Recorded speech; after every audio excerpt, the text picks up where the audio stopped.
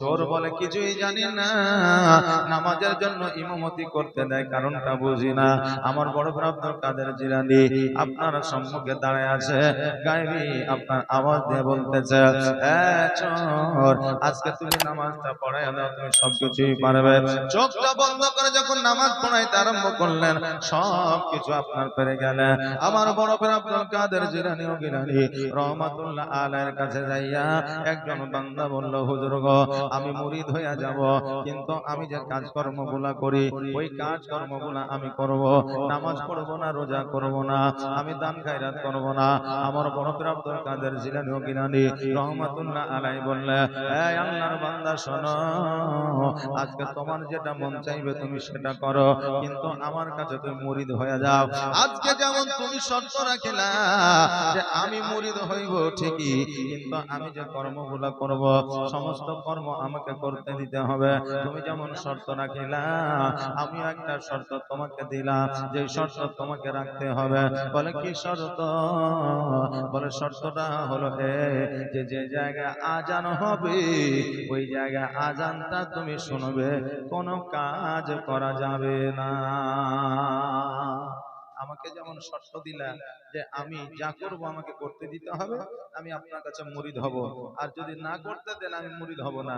তা আপনি আমাকে অর্ডার দিলেন যে ঠিক আছে তাই করো, কিন্তু আমি আব্দুল কাদের জিলানী আমি তোমাকে একটা শর্ত দিচ্ছি, যে তোমার যখন কানে আজানের আওয়াজ আসবে তখন তুমি আজানটা শুনবে, কোনো কাজকর্ম করবে না।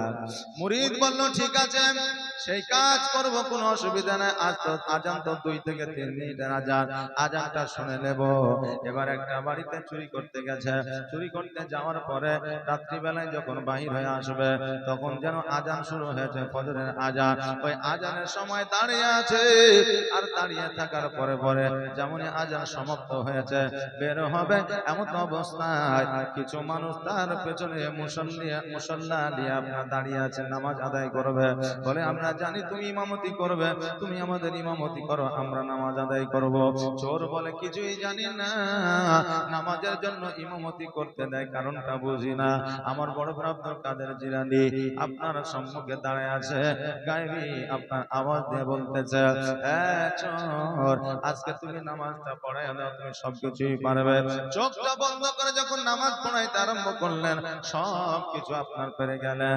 আর তখন থেকে ওই বান্দা চিন্তা করলেন, আল্লাহ গো, জীবনের সব কিছু করেছি, এত মজা পাই না, আজকে যখন নামাজের মধ্যে এত স্বাদ আছে, মজা আছে, জীবনে কোনোদিন নামাজ ত্যাগ করবো না, রোজা ত্যাগ করবো না। আজকে বড় ভাই আব্দুল কাদের জিলানীর কাছে আসিয়া সমস্ত চুরি আর আপনার খারাপ কাজ ত্যাগ করে দিলেন।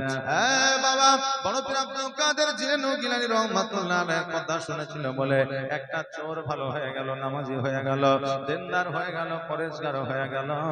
আজকে আমরা সত্যবাদীর কথা শুনবো কিন্তু পালন করব না, নিজের মধ্যে সততা নিয়ে আসতে পারবো না, আমাদের জন্য হক আদায় হবে না। এই জন্য পৃথিবীর মধ্যে এখন শুধু দেখা যায় এক ভাই অপর ভাইয়ের হক মেরে খেয়েছে, বাপ মা সন্তানের হক মেরে খেয়েছে, সন্তান বাপ মার হক আদায় করে না, বোনের হক ভাইরা আদায় করে না। এমন শোনা যায় সব চাইতে বড় গুনাহ হলো হক মারা। আজকে আপনি আল্লাহর সঙ্গে নাফরমানি করবেন, আল্লাহ আপনাকে ক্ষমা করে দিতে পারে, কিন্তু কোন মানুষের যদি হক আদায় না করে, ওই বান্দা যতক্ষণ ক্ষমা না করবে আল্লাহ ততক্ষণ পর্যন্ত ক্ষমা করবে না। জোরে বলেন সুবহানাল্লাহ। আল্লাহুম্মা সাল্লি আলা মাওলানা